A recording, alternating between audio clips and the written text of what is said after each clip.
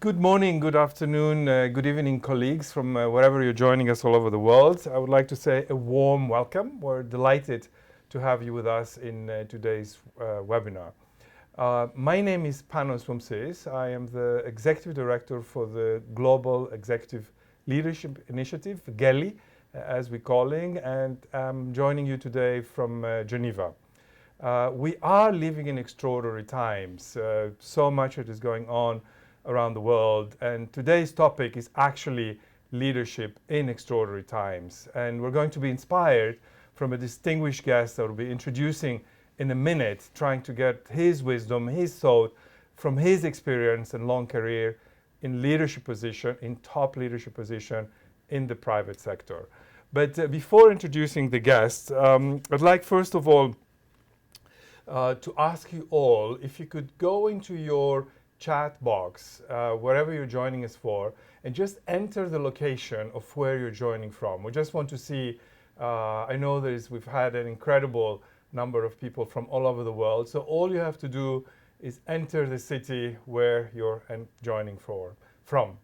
I would like also to ask you to remain mute throughout this webinar. This is going to be a 60-minute conversation. Please make sure your mute button is on throughout the conversation. I also would like to let you know that today's webinar, we are recording it. So all of you who have registered to be with us, you will be receiving a recorded copy. You would also be having the conversation on the GELI website that would leave there for colleagues who are not able to join it live. So again, a really warm welcome to all of you to today's webinar. This is run by the Global Executive Leadership Initiative, GELI with a hard G, as we call it. So GELI, for those who are not familiar with, it's a project that was created 2 years ago, and we focus on one thing, and that's leadership, the role of leadership behavior, the role of leadership in making a difference, taking the decision, ensuring efficiency, effectiveness, results in the operations. And our focus is specifically leaders who work in the humanitarian and the development sector. We're very proud at GELI for the fact that we cut across the boundaries of humanitarian development, but also we are the only project that brings together leaders from the United Nations, from the NGOs, both international and national NGOs, from ICRC, the Federation, breaking across silos and looking at the leadership, putting people in the center of what we're trying to do. And actually today's guest, and I'll be introducing in a minute, it's about also bringing one more silo, which is the private sector, the corporate sector, and the role we all have as citizens of this globe to make a better life for people, to contribute towards our planet and everything we're trying to do. I want to encourage you to visit our website, which is www.gli.org, so geli.org. I also want to encourage you to join us on our social media. We are on Twitter, we're linked on LinkedIn, and please join us for the conversations that we have with all of you on issues around leadership. So I would like to say, first of all, I'm really delighted to welcome today's guest, Paul Polman. Paul comes from a long, distinguished career in the private sector, having reached really the top leadership positions. Paul, I would say, is an advocate as well. Advocate on issues related to climate change, issues related really to justice and equality around the world. So Paul has also recently co-authored a book, Net Positive, really demonstrating how courageous companies can thrive more and do more than what they can take. And certainly Paul has demonstrated in his long career ensuring this courageous leadership and having these multi-dimensional relations while being on the very top, on the helm of private companies. Paul was the CEO for Unilever from 2009 to 2019. And he has also had a number of positions before that in the private sector. Paul was described by the Financial Times as the standout CEO of the past decade. He's also a member of the United Nations Secretary General's panel on developing the Sustainable Development Goals, the SDGs, and he's also a champion on advancing the SDGs and the 2030 agenda that really brings us together as a globe to do the right thing, to bring a responsible leadership at all levels. He chairs the Imagine. This is a social venture, new enterprise dedicated on system change and bringing really the necessary innovation and change that we need in our world. He's the vice chair of the UN Global Impact, and he's also the honorary chair of the International Chamber of Commerce. So Paul, a warm welcome. Thank you, Panos. I would be asking you a couple of questions, but before we start, I want to ask all colleagues who have joined, please feel free to send us questions through the Q&A button that you see on your screen. On the bottom right of your screen, you can start sending questions immediately or at any point during the conversation. I'll be taking these questions in the second half of this webinar, so from 30 minutes onwards, and I'll be asking your questions to Paul. And Paul, if I can start with the first question to kick off the conversation, how did you get involved in the climate change? What is it that prompted you to become really a world advocate on this issue?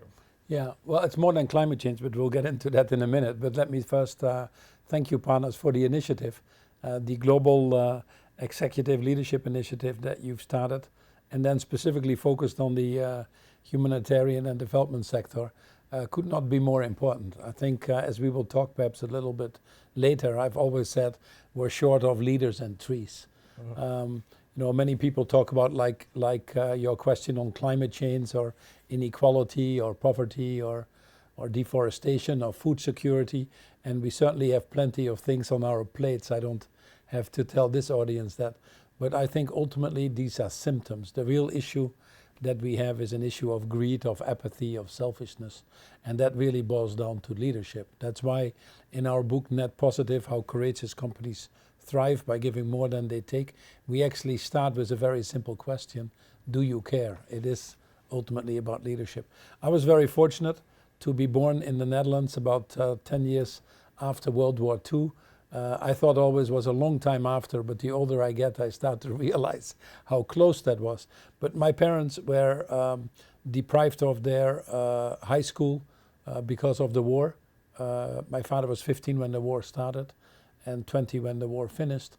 And there goes high school, so to speak. So he worked very hard, had 2 jobs, worked in a factory. And the only thing that was important to them was be sure that their children could get a better education, that there was peace in Europe, that the communities in which they worked functioned. And that's how we grew up, with activities in the church, in our local schools and sports clubs and all that.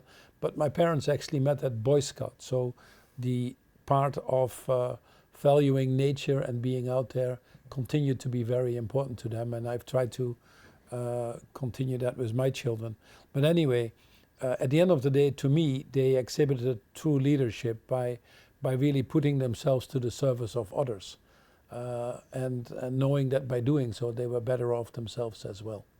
Unfortunately, my mother passed on last year, but she was a teacher, and I remember I could never get out of the house before she inspected my homework and the homework of all my siblings. Not something appreciated at that time, but looking back now, I'm so grateful in that sense. Otherwise, I wouldn't be sitting here. And then in our lives, things happen. And I think the most transformative thing for me, although that continues to happen throughout your career, but the most transformative one was when Secretary General Ban Ki-moon at that time, coming out of the Rio +20, which was held in Brazil in 2012, people said, well, Kofi Annan had started the wonderful Millennial Development Goals. We're actually achieving this, halving the number of people in poverty, at that time defined as $1.25 a day. Why don't we finish the job and create the Sustainable Development Goals, what are now known as the Sustainable Development Goals, hence my pin, and not leave anybody behind, irreversibly eradicate poverty in a more sustainable and equitable way. And I have to say, he had courage. because everybody knowing the UN system and the delicacies that come with the UN system, he asked a panel of 27 people, he called it eminent people, to develop the proposition of what is now known as the Sustainable Development Goals. Obviously, unlike the MDGs, it is more universal. It covers the issues of the time. It probably brings in better the need for us to live in harmony with nature, with fellow citizens, and the burning issues of protecting our scarce resources that we have, if I pull it that way. But inviting someone in from the private sector was quite courageous. I remember the first meeting, everybody sort of looking at me and saying that's where the problem lies. And then at the end, if you now see how we have the 17 goals, 169 targets, recognizing it's a complex world, but we've come a long way. And during that 3 years of developing these Sustainable Development Goals, we had meeting after meeting, listening to all different parts of society, be it farmers, or be it people with disability, or be it youth, be it indigenous people, and the list goes on. And it was like drinking from a fire hose and getting the perspectives in from all the different people. And we would meet in different countries.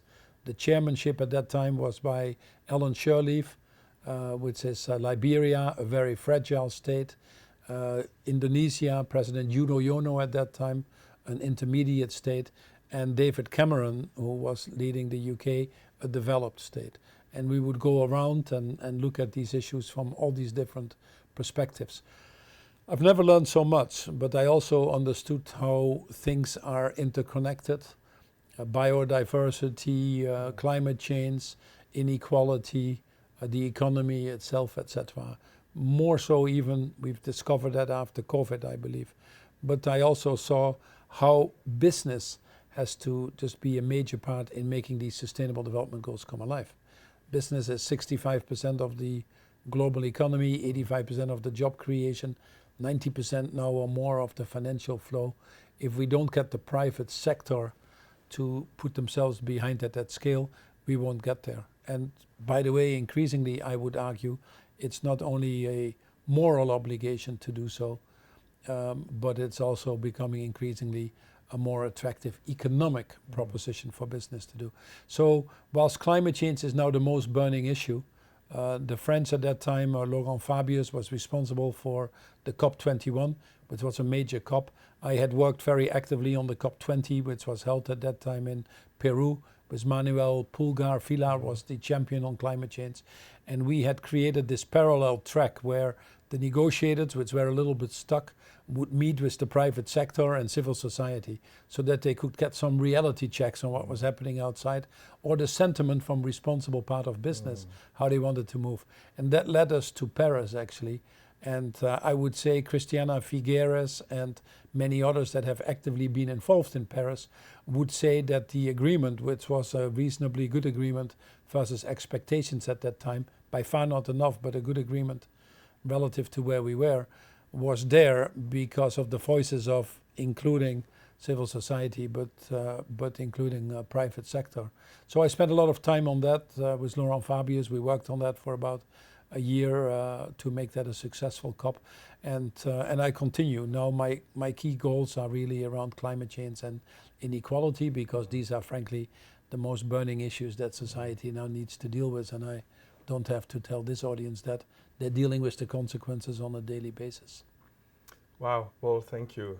I love your quote, we're short of leaders and trees, in terms of where we are. Sure. And also thanks for sharing your journey from early childhood with Boy Scouts, your parents, the experience throughout reaching the very top of the summit in your positions. But I could also see this drive inside you, constantly searching beyond and above. And it's this extraordinary leadership that we're looking at, and this is extraordinary leadership that we are talking today. So I wanted to ask you, we've come from a 2-year pandemic where the whole world was affected and everything we do was done differently. We're also going through extraordinary times, looking at Ukraine, the humanitarian impact, the economic impact, the food security impact. And many of our leaders actually lead in extraordinary situations, primarily in the global south, in humanitarian development situations, where one is needed to do the extra step, to go beyond and above.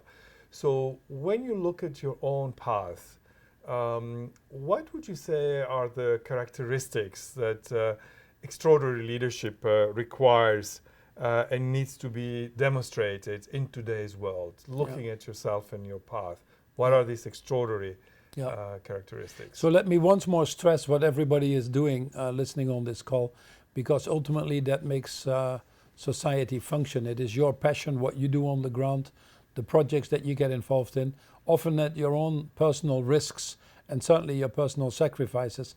And I think that brings you to the first part of true leadership. And that's why I feel a little bit humbled talking to you today, because true leadership ultimately is about putting yourself to the service of others, knowing that by doing so you're better off yourself as well.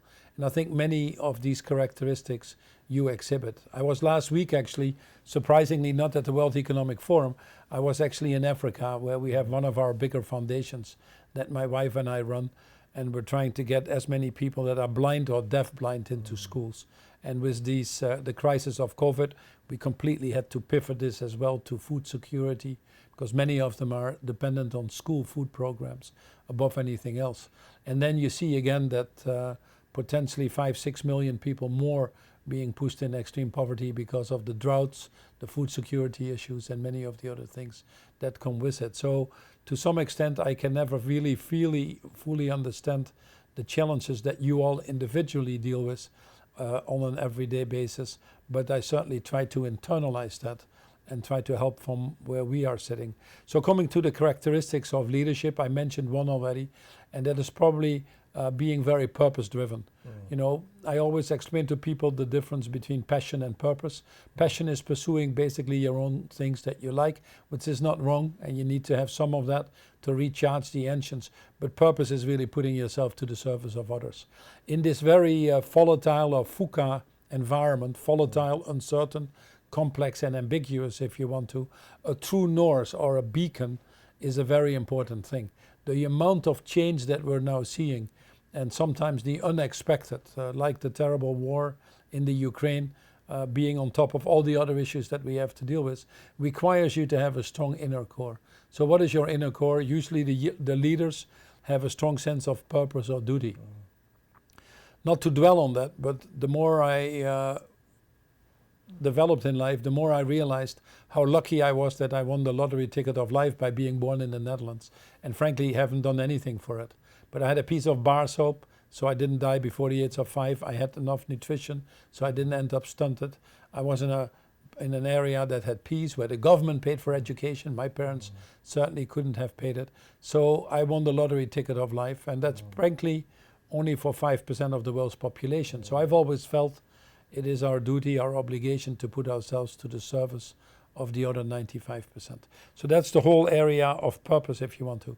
The second leadership skill that we now need more than ever is what we have seen, especially during COVID, that the leaders that have shown a high degree of empathy, compassion, humanity, humility, and actually you're calling out some of these values like compassion in the 5 values that you've created for Gailey, if I may say so. But these leaders install a sense of trust. We've seen that in the countries. The countries that dealt with COVID, like Iceland or Norway or Denmark or Finland or New Zealand, interestingly all ran by women, but they had a high level of trust, transparency, because they operated under that sense of servant leadership, if you want to. So I would say that's the second characteristic, and we saw the same with companies. These leaders instilled a broader following in a very uncertain time, and fared better than the other ones. The third one is actually something that you call out as well, which I really like, is the word courage. Our book talks about how courageous companies thrive by giving more than they take. So it has this notion in there, putting yourself to the service of others, but it also has this notion of courage in there. Courage comes from the French word cœur, which is heart. And frankly, in essence, this book is about bringing humanity back to business. Anything that goes through the heart to the brain will likely stick there. Anything that just comes to the brain without having made that passage will not last. And again, I think a stronger sense of purpose, a stronger sense of duty, and a sense of humanity and humility that we talked about actually are the ingredients that feed you into being more courageous. It takes courage nowadays to take responsibility for your total impact in the world as a company. It takes, and many companies don't do that. They discharge the many externalities to others, climate change being one of them. It takes courage to set targets that we really need, science-based targets. Too many companies make targets they can get away with, or targets far in the future, like the net zero target on climate change. It takes courage to work in partnership. We need to solve these issues that we talk about at a different level than these issues were created, and that is a transformative partnership.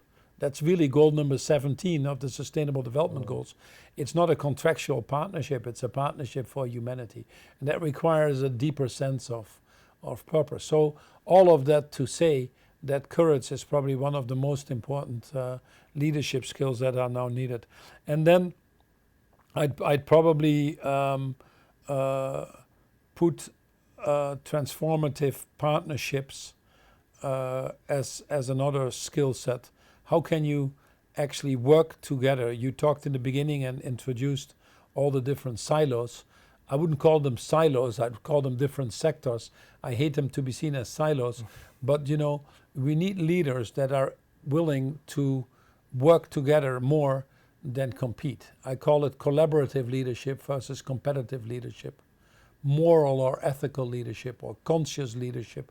You can put a different names on that, but it is leaders that understand the famous African proverb of if you want to go fast, you go alone, and if you want to go far, you go together. And that, again, actually takes courage to do that, because it exposes you. It's sometimes the inconvenient truths. I know that in many of the partnerships that I've worked in Unilever, and they are so difficult to do, but many of these partnerships, when they really work, it's so powerful. But it also, it makes you humble. We've had many partnerships with the humanitarian sectors that we can talk about a little bit later, where some of these inconvenient truths of what the impacts are of your company on a local level need to be internalized before you take the right actions. And so anyway, all to say, partnership is a very important leadership skill that is needed as well. Thank you, Paul. As you were talking about these characteristics, I could relate to all of them, how applicable they are also in our sector. Really looking at the courage, the purpose, the collaborative leadership, these are all very, very relevant to establish on partnerships. But I wanted to follow up to your question on partnership in particular. And in the humanitarian sector, development sector, we're primarily looking at governments in terms of partnering in what we do. You also mentioned what a big role, of course, the private sector plays in everything that we do today.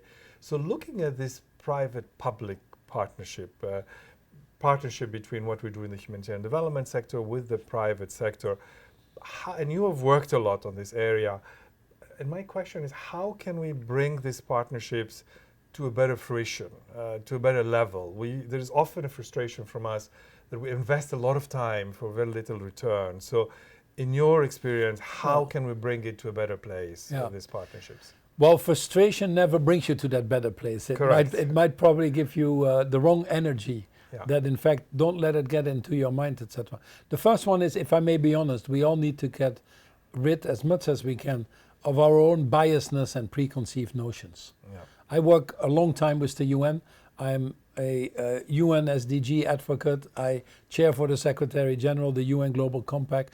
I really believe firmly in the UN, and actually the Sustainable Development Goals is one of the few moral frameworks that we have in this world, what has been signed off by 193 countries.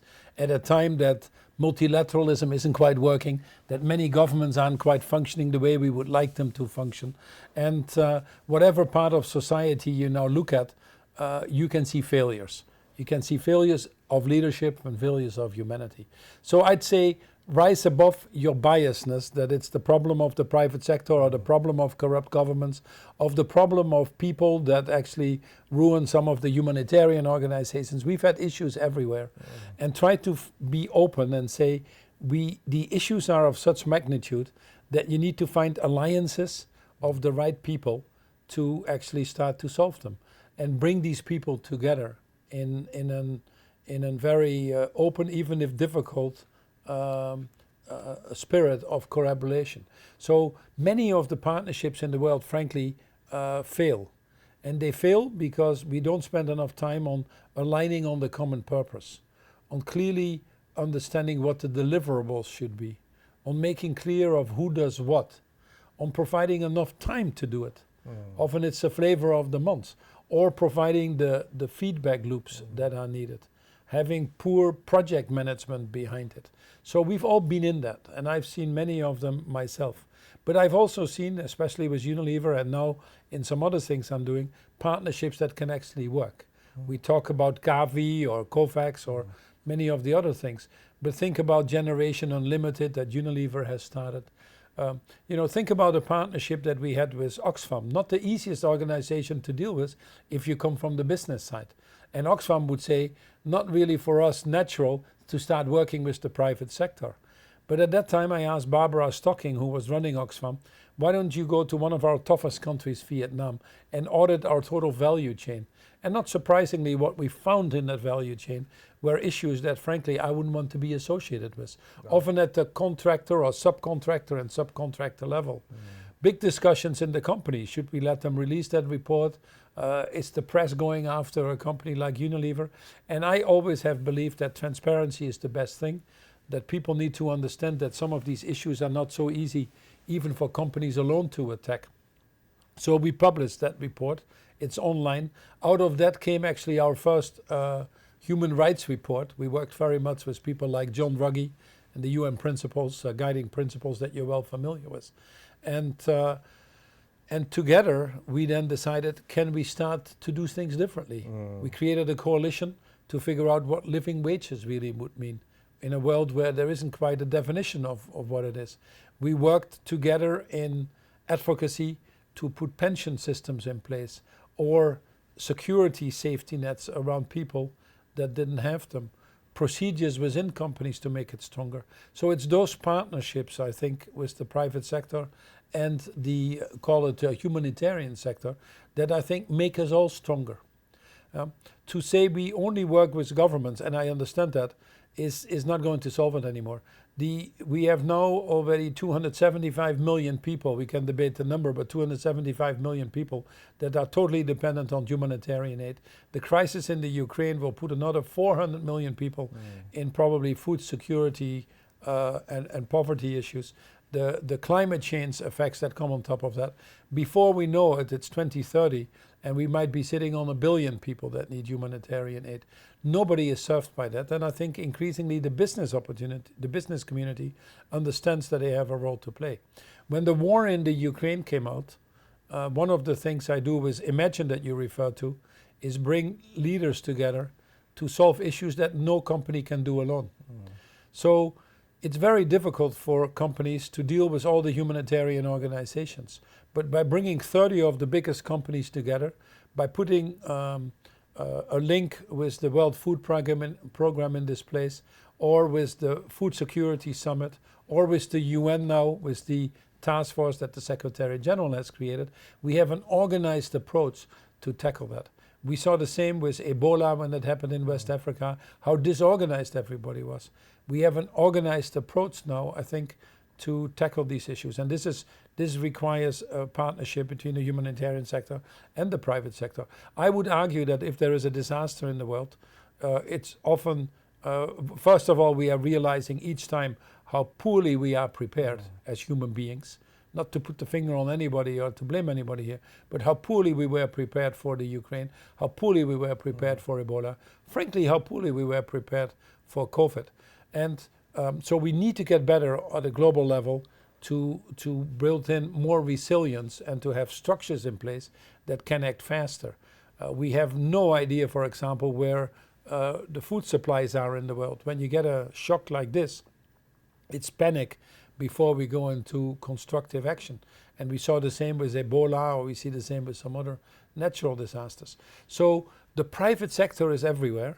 They have the capabilities, the funding, probably the resources, they should be an integral part, in my opinion, of solving these issues, not just on the short-term crisis basis, but on a long-term structural basis. Otherwise, we won't get there anymore.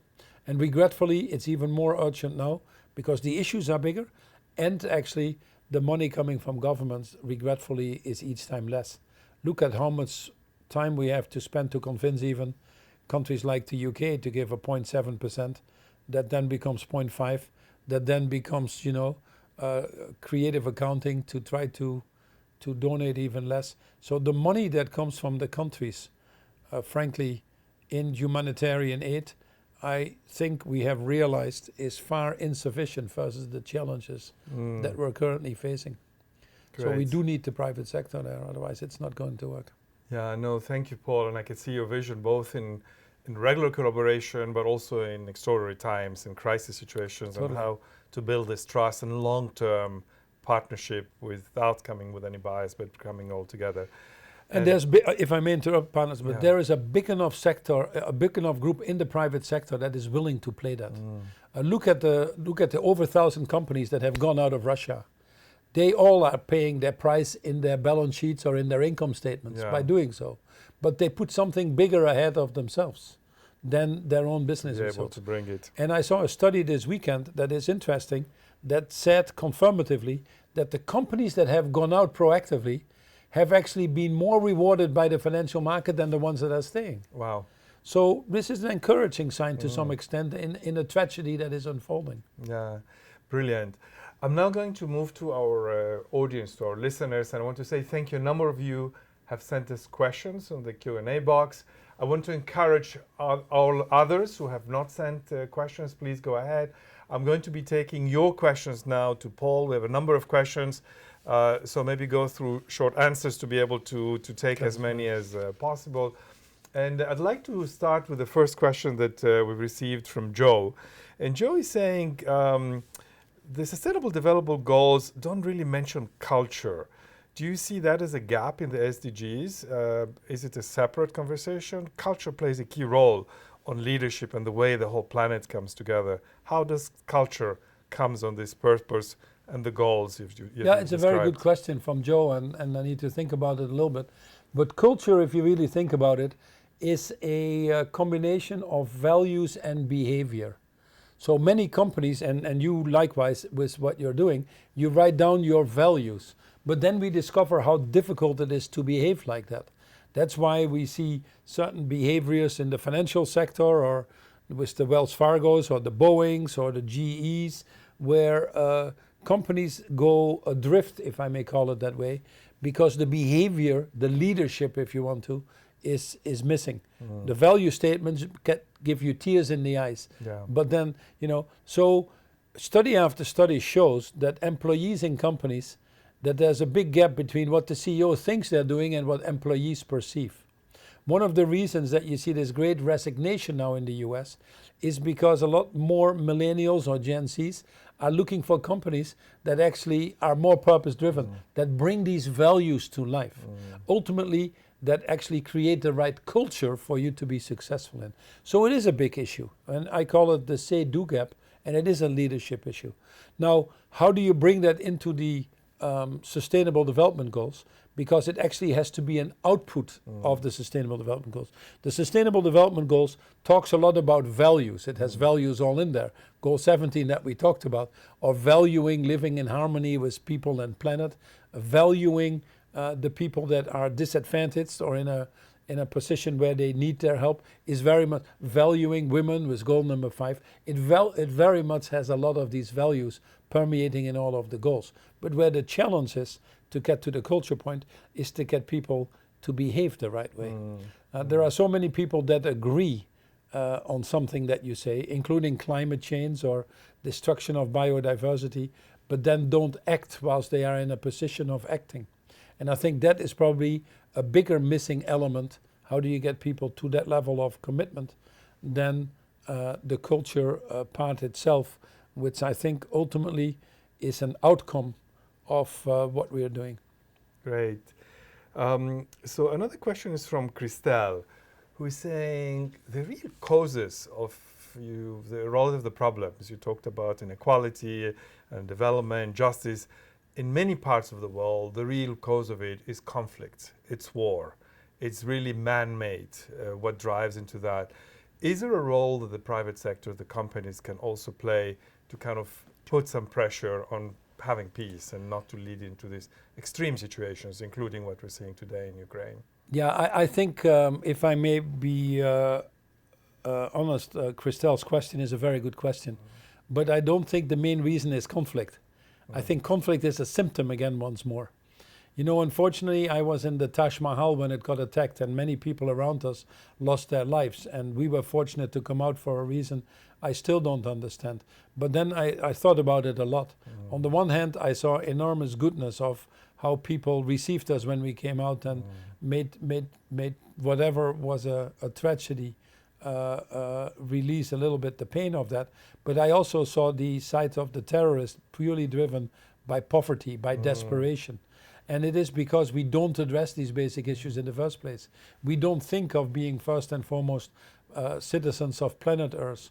Much of this conflict issues that you see are driven by underlying issues that we don't address.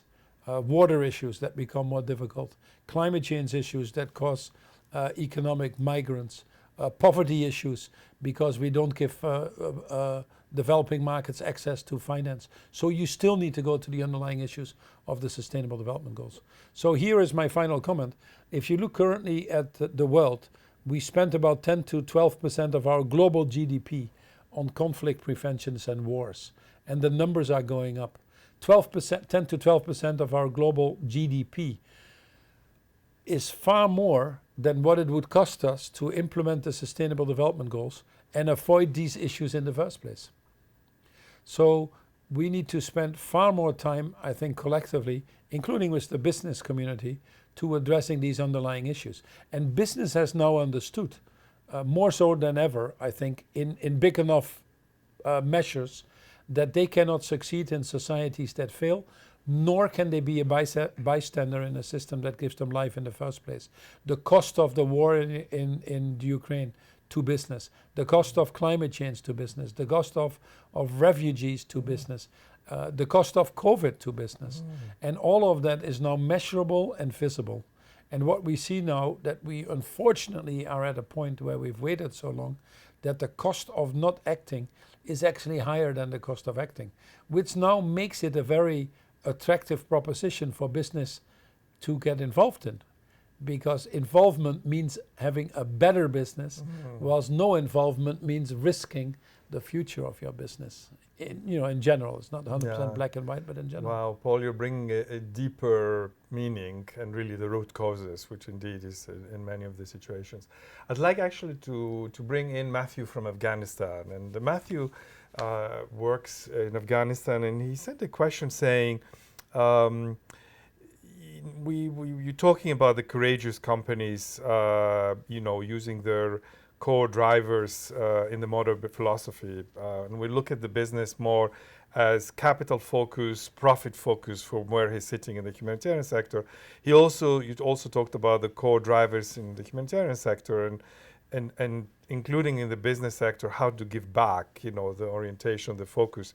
So his question is, how do courageous companies resist this bottom line fixation in their strategic planning? And often the companies will go very blindly or short-sighted just on the profit without looking at this deeper and bigger meaning that you just described. So how can companies go into that path?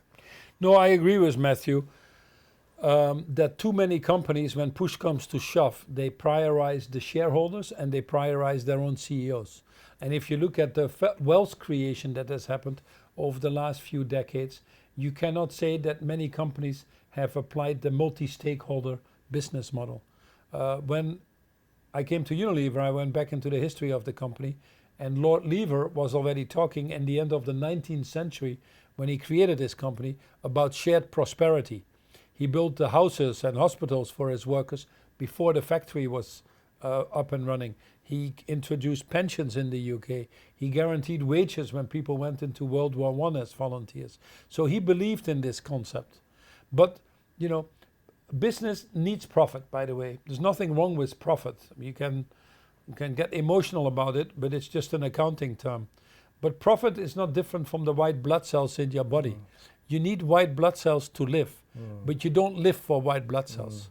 Companies that are just myopically focused on the profit and the shareholders, increasingly, I think, are weakening themselves and their reason for being. We can now show, increasingly so, that companies that operate under a multi-stakeholder, longer-term model, putting purpose at the core, sustainability at the heart of their strategy, are more resilient, more robust than companies that myopically focus on the quarters and their shareholders. Why? Because obviously it motivates employees more, it builds more resilience in your value chain, it makes you more aware of the issues outside, so you will be more likely more innovative. And all of that now translates into better business results. So it is true that especially in the Anglo-Saxon culture, the US environment, the shareholder is often still too dominant.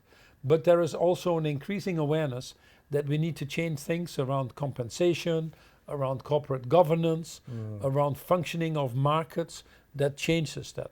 So coming to the how do you ultimately stop the fixation of the bottom line is really to be clear that we don't reward people only on measuring the return on financial capital, but that we also hold people responsible to give a return on human, social, or environmental capital. And that is why it's so important that we change our accounting systems so that people are held accountable for the destruction of biodiversity or for the carbon emission into the atmosphere, or perhaps the social injustice that is into their value chains. Think about every company reporting on wages and the differences between men and women. Think about companies reporting on supply chain human rights and what they actually are doing to strengthen human rights, not weaken it. Think about the price on carbon so that we actually value these negative externalities. And that ultimately will hold businesses responsible for more than just profit. The Sustainable Standard Board, the European taxonomy are all things that actually go into that direction. But I agree with Matthew, we cannot accelerate that fast enough. Yeah, no, thanks, Paul. I'd like to take us now to South Africa. And we have Dr. Nao Motsei from Gibbs University in Pretoria.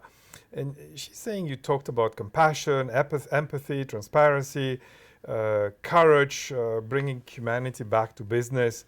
So her question is, why do some leaders succeed in developing these skills while others fail to cultivate and, most importantly, demonstrate these skills? What is it in this leadership behavior that some got it and some don't? Yeah. Well, Rutger Bregman wrote a book which is called Humankind. And so I would want to start with, I believe in the goodness of all human beings. I think everybody has a diamond inside talking South Africa, but some, for some you need to work harder to make it shine. But if we don't believe in the goodness of business, it's not worth living. So then you might say, why are we collectively not behaving the way we actually want to? Why are we exhibiting different values when we are at home in a family environment and the way we behave at work, for example? And I think one of the main reasons of that is not the individuals itself, but the boundaries in which we operate. Let me give you a very bad example perhaps for this audience, but it makes it come alive from a business perspective. If I need to motivate our salespeople and I reward them on the number of orders they write, they're going to write a lot of orders, but they're going to be very small orders. If I reward my salespeople on the relationship they build with my customers, I'm going to have excellent relationships with my customers. So the boundaries in which we operate drive different behaviors. And I think the notion of GDP, which is basically industrial output, that doesn't take inequality into account, doesn't take the next negative externalities into account, doesn't take social justice into account. So we don't measure quality of education, we don't measure peace, we don't measure green air. In fact, the more weapons we produce, the more wars we have, the better it is for our GDP. It's absurd. So that drives a certain behavior. So if we can measure what we treasure, I think we also have a key driver of behavior. Point number one. Point number two is we have the wrong leadership skills. The most training, the most followed educational program is the business programs or MBAs. Not only for business majors like myself, but also people that study other things because they want to get in their own company and create their own businesses. So hundreds of thousands of people graduate every year from these business schools. And Judy Samuelson from the Aspen Institute was telling me a few weeks ago that they had done research where they interviewed people going into the business school. I want to change the world, I want to make a difference, I really want to be a good humanitarian. They interviewed the same people coming out of these business schools. I want to work for Goldman Sachs, I want to make a lot of money, and basically, I win, you lose. So somehow in that educational program that we have created is something missing. I call it that we're creating little Milton Friedmans on steroids. And we are in drastic need now to change our educational programs. And in some countries, unfortunately, it's going in the wrong direction. We talked about Afghanistan. We all know how challenging it is there. But even in the US, where many of the social sciences and other things are being cut out of education, if we don't start earlier creating these broad societal leaders, these moral leaders that we need, then we're going to always have a leadership deficit. All right. Thanks, Paul. I'd like to take a question from Marianne. So Marianne is saying, what are some of your reflections on elements that have resulted in transformational, impactful partnerships? So the elements that resulted on this transformational partnership that you described. So I talked some of them. I think it's a deep understanding that we all can bring something unique to the party is a starting point. A genuine belief that we all together are stronger than each of us individually. And a genuine respect for all the people that are working on these partnerships. A clear alignment on the purpose of what this partnership is going to achieve. We went wrong with some partnerships in the beginning, let's say with Acumen, a social impact fund, because they were entirely focused on alleviating poverty, when we also wanted to be sure that we could do that in a sustainable, i.e. profitable way, not just giving away all the money and being bankrupt. So aligning on the common objectives, then really being clear what everybody brings to the party. You don't need to have all people in the partnership. You need to have the right people in the partnership that truly bring something. And then you have to hold those people accountable, make it transparent, have the feedback loops, and manage that with discipline. I would argue in Unilever that any of the major things we did required these partnerships to be robust enough and better. The humanitarian sector, for example, brings reality from the field, brings the communities that you're trying to serve, brings perspectives in that business hasn't thought about. When I was leading a food security task force for the G20 at that time in Los Cabos, we brought in Oxfam or Save the Children and others, and they talked about women's rights, land rights, biofuel in those days. Business didn't want to touch that. By bringing them in, we got a more comprehensive plan. We just built a tea plantation in Rwanda because it's a wonderful way to create more livelihoods.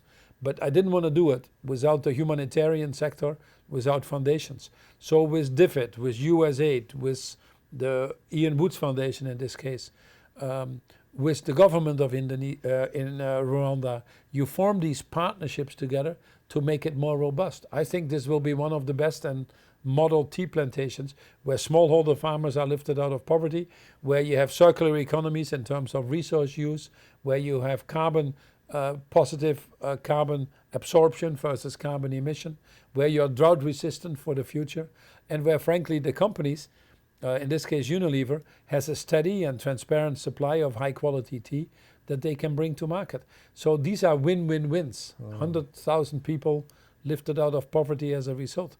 But we could never have done that alone. The famous Lifebuoy partnership with UNICEF, which is probably one of the best partnerships in the world, where we've reached over 1 billion people, teaching them hand washing in schools. A company like Unilever couldn't do that alone, would be bankrupt.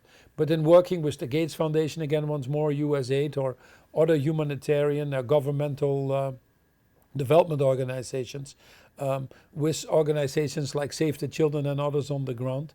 We can reach these people in an economically viable way. We can put the products behind that. We can work on the habit changes and indeed change society step by step. Wow, it is about the impact, bottom line, and making people's lives to improve them from where they are. So, colleagues, it's 9 minutes to the hour, and while I'm still taking forward your questions, you will see a poll that will appear on your screen. So please take a minute to give us feedback on this webinar and what other webinars you would like us to, guests would like us topics and to bring forward, while I will continue bringing the questions. So Paul, our next question is from Michael. And Michael is saying, fully agree with you, Paul. You talked about empathy, you talked about humility, these values that are so valuable, so important on any leader. He also says that this humble and empathetic approach in leaders sometimes is perceived as weakness. Yes. And actually doesn't bring the results with what you're trying to do. So how do you reconcile that while adhering and pursuing these values that we all respect and stand behind? Yeah. Well, nothing should be looked at alone, and yeah, in some cultures perhaps more than others. If you cry or show your emotions, then you're weak. I think that's one of the reasons that we put quickly stems on male leadership versus female leadership, or why in some cultures we don't see the number of leaders emerging, because some cultures don't have that tendency to speak up or dominate a conversation. So we need to be very mindful that the context of where we are operating in. But I think we can show increasingly so on a broader sense that if you have these skills, on top of other skills that are needed, you are increasingly, I think, better placed as a leader for what society needs in the future than in the past. Undoubtedly, you have people that are very shrewd business people, very successful visionaries strategically, that are terrible in interhuman relationships, and they get away with it. I'm sure that there are, and I've worked for some, but not long. And I think increasingly now, when there is a shortage of skill, when the next generation is much more purpose-driven, they are starting to seek out those companies. And what I've seen in Unilever, where we became preferred employer in most countries we operated behind our what was called Unilever Sustainable Living Plan, where we got over 2 million people applying to us every year, the third most looked up company on LinkedIn after Google and Apple. I've seen the power of a purpose-driven business model. I've seen the power of operating with a sense of humanity and humility. And I still think that it is the best approach to ensure the longer-term success above many of these other forms of leadership. So stay the course and stand behind these values. Absolutely. Yeah. At the end of the day, I say to be a great leader first and foremost is to be a great human being. And to be a great human being, emotions are part of that. And sharing these emotions are part of that. And working that out. If we don't do that and we keep it internalized, we never will be able to really develop ourselves to that fullest potential. Yeah. When an animal is in fear and goes through a moment that requires action, you see in the animal world it shaking off, and then it continues again. The disadvantage of human beings is that we are the only species in the world that sometimes don't deal very effectively with fear and internalize it and keep it inside of us. And that actually prohibits us from expressing many of these other leadership qualities that we now need. Great. Paul, we still have a few questions, 5 more minutes. So I'm going to ask you quick questions if you give me the top of your, although the question I have from Kabita, I'd like to bring Kabita's question, is quite a big one. She's working with an international non-governmental organization. And she says as a growing leader, I'd like to know, in terms of collaboration with the private sector, how can we reduce the tensions that we have at the moment between some of the international NGOs and the private sector in working together and in partnering? So she's asking for tips. Yeah, I think, again, we talked a lot about that. And there are tensions in any partnership for the different reasons that we talked about. It is really to coming there with a very open mind and not a biasness. I have been in many discussions in the private sector, although I spent now much more time in the NGO sector, but in the private sector where a lot of the issues were put at the feet of the NGOs. We've had a lot of scandals in the NGO community as well. So it doesn't serve to have that biasness when you know at heart that you need all of these parties to work together to solve some of the topics, the world's biggest challenges. So not to be naive, not to be starting from a point of mistrust either. Then that in itself takes courage. Overcoming some of your preconceived notions and biasness is probably the biggest thing that we deal with. 1.3 billion people with disability in this world. I chair something that is called the Valuable 500, where we ask companies to take more people on their payroll. 15% of the world population, at best they might have 1 or 2% of people with disabilities on the payroll. One of the biggest injustices. We are dealing with issues of LGBT or gender or some of the others, but disability is still a taboo. And biggest issue that we have there is preconceived notions. They're more costly, they're less productive, they're more often sick, they're less loyal. I've heard them all. Any of them is actually the opposite. So we need to get into this 10 centimeters that is here between these two things to work these tougher issues. Otherwise, we're not going to get there. Absolutely. And it's all about trying to get there. I have a final question for you, Paul. And you come with a lot of energy, a lot of drive, a lot of conviction to make the difference. Do you feel optimistic? And if yes, what makes you feel so? Well, I was on a panel a few years ago at the UN actually with Desmond Tutu, a wonderful man. And he was asked a question like we are asked so many times. And he said, I'm a prisoner of hope. And I think that's a good way to do it, to think about it. If you have to choose between optimism and pessimism, always choose optimism, because most likely you have the same life, but you will be having a happier life. So I'd always go to that route. Anytime you go to a pessimistic or negative type of thinking and you listen to that little voice in the back of your mind, it frankly doesn't lead to anything. Fear doesn't move people. Hope actually gets people moved. So I'd be hopeful. But I also would have some good reasons to be hopeful. First is what I said before. The cost of inaction is now actually higher in most of the areas than the cost of action. Second reason is that technology is going faster than we think, especially when it comes to climate change, for example. And we're close to tipping point in some sectors, like the mobility sector or solar and wind. So technology gives me hope. The financial market is starting to move. They're rapidly seeing this not only as a risk mitigation issue, but an opportunities issue. And we do need the funds behind it to make the Sustainable Development Goals work. 3 to 5 trillion a year. Overseas development aid and all that is only 250 billion. It's a big difference. The private sector needs to be there. So the flow of money is important. And the last reason I am very hopeful is actually the young generation. 50% of the world population is below 30 years old. They're going to be 100% tomorrow. They're very purpose-driven. They think multi-generational. They know the power of partnership. They're creative. So it is time that we don't only give them a seat at the table, but in many cases, I think it's time that we give them the table. Absolutely, looking to the youth. So, Paul, I'm afraid we've come to the end of the time. Thank you for sharing with us your inspirational leadership, and thank you. What I take from it, first of all, is that a lot of the values you described in the private sector are actually the same values we try to pursue in the work we do. And that brings even more this common purpose, common vision, the courage to connect, the courage to bring together for a planet, for a world where we all live in better justice. So thank you for your inspirational stories, the example you have given us, and for recharging, double, triple charging our batteries in terms of what we're doing to trying to bring this connectivity together. No, thank you for the opportunity, but once more, thanks for what you're doing, because the world wouldn't function without the efforts of all the people listening in. And you probably play a bigger role in driving the moral compass in the private sector than you realize. But you also have to fully understand that the challenges that we now face cannot be handled by any of these silos alone anymore. Absolutely. It would be insanity now. we're out of that.